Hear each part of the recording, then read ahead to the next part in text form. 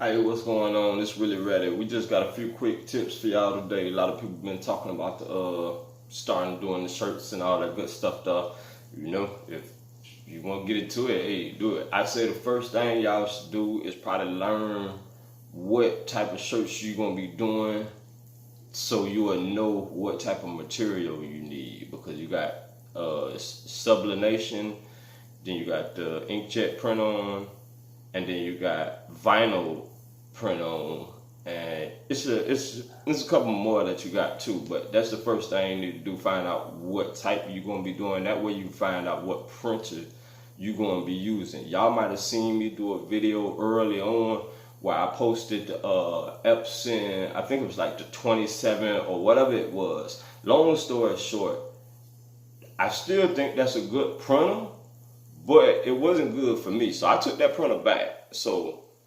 we're gonna end up doing a whole another video about that. But I took that printer back because it didn't work right. It messed up on me. It print lines and different stuff like that. So we had to take that one back and we upgraded to a whole nother printer. So sometimes you're gonna have a few bumps and stuff like that. So you also gotta be ready to switch up or step it up if need be. You see what I'm saying? So I'm gonna give y'all another one too, and this is a super big one. You feel me? This is a big one because a lot of people, they don't know this, because this is one of the most important things you could do when you're doing this type of stuff, because you want it to have quality. So if you're doing vinyl shirts, I'm gonna tell you two of the best. Well, I'm gonna tell you two of the most popular vinyls that I've heard about, and you got something called Oracle, which from what I've seen, a lot of the circuit users use this. I don't really like it as much though, from what I've seen. Now you also got one called Scissor.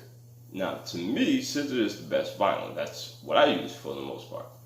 And the reason why I use this one is because it's good. I like the quality of it, like how it shows up. It takes on washers and dryers and stuff like that. So it's good as far as it goes like that. And I like the vinyl better than the sublimation, because the sublimation, it give you more of a faded type of feel. The vinyl give you more of a live type of feel, so you can see it better. Now the sublimation, it give you a better type of feel, where it feel more like the clothes actually. Like with this, I can actually feel like it's a piece of type. It almost feels like a tape, or you feel me? I can feel it. But with the sublimation, it would just feel like regular clothes or something. You see what I'm saying? So that's just a few tips. I don't want to take y'all too long with this one, but we just gonna give y'all a few tips. So I gave y'all the vinyl, and you got to find out what type of work you're trying to do.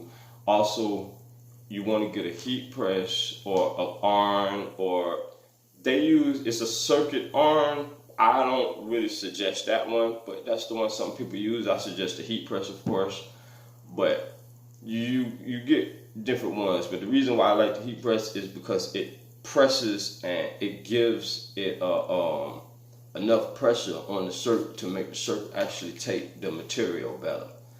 And it also allows you to adjust the heat to the right temperature, because when you start messing around with some of these other things, you're going to see if you don't have that heat at the exact temperature, it's going to mess up on you.